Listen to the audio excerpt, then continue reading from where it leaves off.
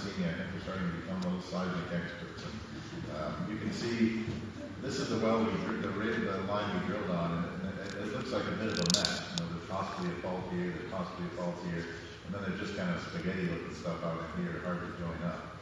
This is the same line on 3D, and even you non-geophysicists can see, you know, beautiful rolls at all levels. You can start really imaging these faults. This is really the tool that's going to give us the ability to develop these reservoirs. So now everything seems to be fitting together. The jigsaw puzzle is a little less complicated than it was. We also can predict where the reservoirs are. The other problem we've had in this basin, about the only dry holes we ever drilled were ones that went into this basin facies, very tight alluvial fan faces. So again, at Twiga, we saw this and we did a sidetrack, and literally 150 meters away, we went from no reservoir to some of the best reservoir we've ever seen. Now we got a tool that we can actually predict that. The seismic gets this fuzzy character in here, and we can actually map on this seismic line where this basin thing, where the basin fan is. But we can actually map it out in 3 dimensions as well. So this is a coherency clue to the 3D. Now we can actually see that there is a big alluvial fan coming off this ridge over. The important thing is now we can avoid it. We don't have to drill our wells into that, and we can start hooking reservoirs around it. So again, 3D, very powerful tool here. One of the biggest ways we're going to add resources is just drilling around where we made discoveries.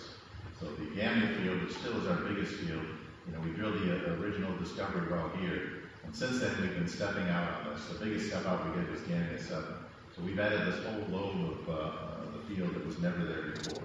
So almost every one of these appraisal wells are going to give us additional resources. We also have drilled 2 more wells at Amasing, again, extending the field outlines, but also setting up this play to the south, which I think we've talked about before. Tight well here, nice porous well here, and a big ramp in between. Somewhere in between here, there's going to be a big stratigraphic tract that could be very big volumes.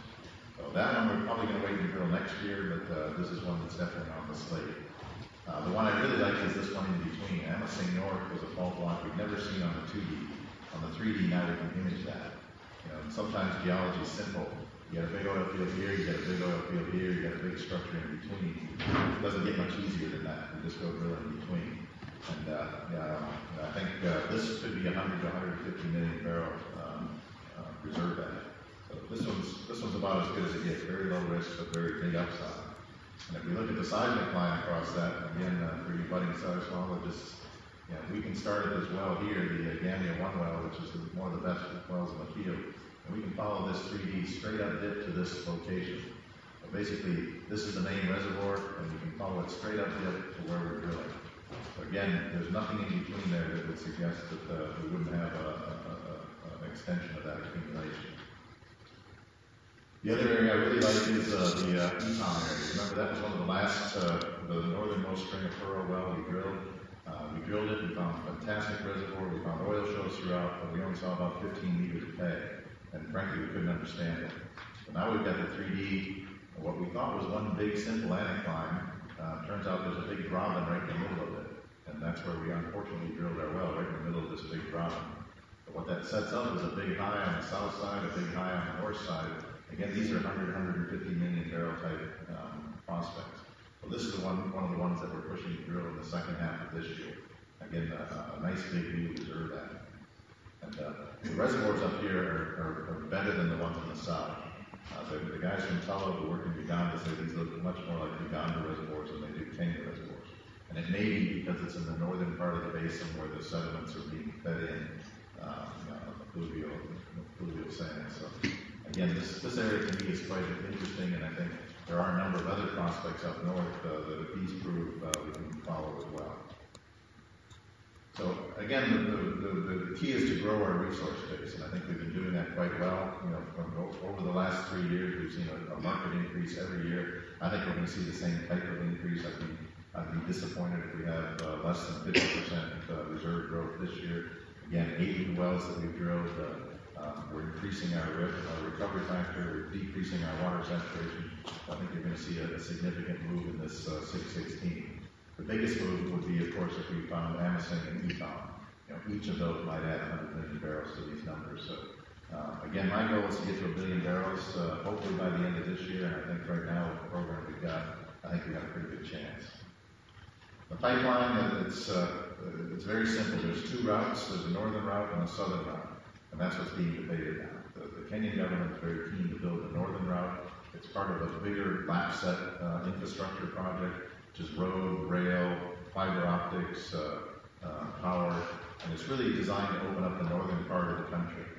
So most of the population, most of the commerce, most of the wealth is located along the British Rail that was built in the turn of the last century. And they have roads, and the biggest cities are all around there. I think it's a great social investment, and it's a part of a bigger project of Ethiopia, South Sudan, Uganda, and even Rwanda. So I think there's a very good chance it will be the northern route. They're working with Uganda now to try to establish that route. There is a potential southern route as well. Frankly, either of the routes is doable. The oil companies are happy to do either one. What we're not happy to do is wait any longer. So, what we want to do is have this set up. The cost differential between the two routes is not significant. There's pros and cons to each one as far as where the terminal is, as far as the land access. But the bottom line is we can do either one of these. And they're not probably within 10% cost difference of each other. The important thing is to get this moving forward, to get the commercial structure and the routing set up. But having said that, I think we are very close. The government has hired its own advisors. They've done their own independent study, which is being published in the first week of June. And they have basically promised that they will make a decision by the middle of the year. So that'll be one big thing to look for. I think once the pipeline solution is in place, you're going to see a lot more people interested in coming in and potentially partnering up with us. As I said, we haven't given up on exploration. Exploration is still the biggest growth vehicle we have. As I said, we've drilled some basins. We have one firm well this year in the southernmost basin, the Kerio Valley. We're shooting seismic up here in the northernmost basin, the Africa-oil-corp in Ethiopia. And then we are looking at possibly drilling some wells in the South Kerio Basin and even the North Lokichar Basin. So we haven't given up on this, and the good news is we've got about 5 years left on this block. We've got 7 years left on this block. The only ones we're having a little bit of time crunch is here in the 10dB, 13T area, and we are looking at ways of extending that as well. So again, we have been a little disappointed in some of the wells we drilled outside of the basins, but we have seen encouragement as well. We saw good oil shows in the South Kerio Basin. We saw good oil shows in the North Turkana Basin up in Ethiopia. So again, source rock is our major risk, and we have seen evidence of source rock, so I think we are encouraged on that. This is where we're shooting seismic in the Ethiopia area, very remote area. This lake here has the largest crocodiles in the world. They're up to 26 to 28 feet long. So again, we put extra heavy handrails on the sides of our boats here. Tell our guys to hold on. These crocs are spectacular to see. The reason we like this is because we've got source rocks and oil seeps here. So in outcrop right next to the basin, we see beautiful source rocks just like we have in the Lokichar Basin. So they should be present down in the basin. Again, we see oil slicks on these lakes here, which suggests there's an oil source seeping up. So we quite like this basin. We've seen the first 4 seismic lines now, and there's definitely evidence of a nice deep basin and some nice structures. So keep an eye on this. I think we may be trying to drill this next year. The one we are going to drill this year, this looks a lot like the Lokichar Basin. We've got a big bounding fault. We've got this whole string of pearl prospects. This is the one we're going to drill first, the Cheptucket well. Again, now that you're expert seismic interpreters, you can see the seismic here is not as good. It's a bit fuzzy. The reflectives are harder to map. It's because there's a lot of volcanics at the surface. We can't get good energy down into the rocks. However, like Abuchamo, we have a good source rock in outcrop. These are the Miocene poi shales that have actually been mined for shale oil over the years. And again, if they're present here, they should be present down here in the basin. So this well will probably go down in the 4th quarter, and I think that has a chance of opening up this whole basin, which is roughly the same size, roughly the same shape as the Lokichar Basin.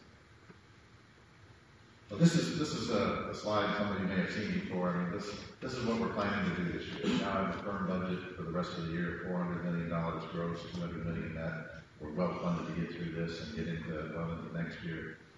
We're kind of doing 3 different things. We are drilling basin openers. Again, we saw some encouragement in this, not so much in this. We got the Cheptucket well firm, and it's possible we may add another exploration well to that, a Towsey well in the North Oakland Basin. We're drilling wells within the basin, exploration wells within the basin. Of course, the one I really like is Amosing North. The other one we talked about was Eton. So we're trying to get fellows to add in the Eton well as well. We are getting much more efficient with our drilling.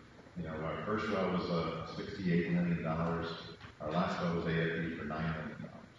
If we can drill that efficiently, right now we're getting where we can drill a well and move the rig in less than a month. So we may be able to add the Eton well into this drilling schedule without actually adding any budget, any cost. So again, that would be a big thing for us. The appraisal wells are doing quite well. Every one of these has come in as good or better than expected, so those are going to be adding volumes. There's another couple of key things. Obviously, the pipeline definition I talked about, capital gains tax. So by the third quarter of this year, we will see the revision if it happens in the capital gains tax. We are seeing a lot of momentum in the Kenyan government to reduce or eliminate that tax. I think a lot of the people in power there know that it was imposed at a bad time, especially during the drop in oil prices. I think we will see a reduction or perhaps elimination, but there's no guarantees on that. But there certainly is a lot of momentum. We hope to put our field development plan into the government by the end of the year. So parallel with that, we're doing extended well tests, we're doing core analysis, and all of these things are things that we need to tick those boxes I talked about. So I'll be coming here again in the fall, and I think one of the report cards you should hold on me is how many of these boxes have I ticked off? Have I got the pipeline sorted? Have I got the capital gains tax reduced? Have I got reservoir certainty? And have I gotten to grow our resources near that 1 billion barrels I talked about? There's one thing I don't really have control of, which is probably one of the most important factors of us to be able to do a deal, and that's oil prices. Again, you've heard me talk about oil prices. I'm still an oil price bull. I still think there's no way that we can basically keep the current oil price and keep our 95 million barrels a day in production. And I think some of the interesting parts is if you look at the cost of producing barrels, significant, over 30% of our reserves in the world are in these unconventional resources. The shales is what you heard of. The best one of these, maybe you can make money at $60, $70, but the majority of them really need more like $80 to $100 to even break even. I think in the short term, shales are going to start dropping off. We've seen the drop in the rig count. We've seen already starting to see some drop in inventory in the United States. And I think that's going to continue. What they really want is this stuff down here. The produced barrels to date have been about $20 a barrel. This is the Middle East, North Africa, where the OPEC countries are, and that is our same cost. We are in with the Middle East OPEC cost per barrel. Other conventional oil slightly higher, but there's no way that we can keep up 95 million barrels a day just because of the cost structure of most of the outstanding reserves. The other thing to keep in mind is the running costs of all these countries. So if you look at the budget costs, just to keep Saudi Arabia budget paid for, it takes roughly $100 a barrel. Now, they have a big cash reserve, and that reserve can hold out for a while, but there's a lot of other countries that don't. The Venezuelas, the Russias, the Irans, they don't have those cash balances, and they're getting in real trouble being able to survive for that. So that's going to be a push. The problem is it's hard to predict. You look at this. This is the prediction of oil prices 2 years ago. You look at smart guys like Cuban Pickens, he's predicting $500 a barrel of oil in 2014. Obviously didn't happen. Matt Simmons, another smart guy, he's predicting $573 a barrel of oil. No one predicted that this is the $60 mark. Not one person, not the International Agency, all of the smartest guys in the world. Nobody predicted it, except there's one guy that there'd be a little drop in 2012. He didn't predict this. So. Again, one of the reasons we lay in a little extra money is oil will recover. It's a question of time. So to summarize, I think we do have a great asset. No one disputes that. We've got a lot of people coming to look at our asset, and there just aren't many places in here you can find 1 billion barrels of oil with good contract terms that makes money even at low oil prices. So our job is really to keep our heads down, increase resources, get the reservoirs sorted out, get the pipelines sorted out, and really get this in a position when big oil companies come back and want to start buying things, we'll have a gift wrap ready for them to come and pay a premium price. And I still believe that the value is here, the value continues to grow, and we will be paid for this value. But we may need to have a little bit of patience. I think this is a buyer's market, not a seller's market, and I think we may have to keep percolating along for a bit until the conditions change and it turns over to a seller's market once again. All right. And with that, I think we'll go ahead and turn over to Ron. I think we'll wait for questions until. No, we'll actually take a few questions now, I think, but not too many. But I'm sure there are questions for Keith. So let's move on to a few questions.